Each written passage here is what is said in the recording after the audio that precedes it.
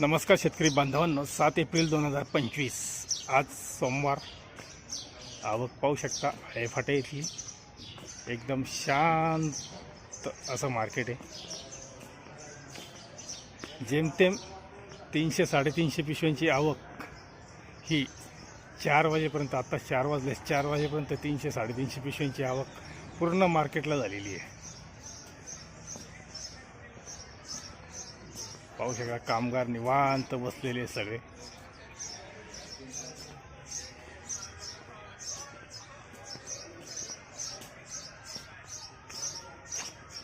पूर्णपणे शांत मार्केट आहे।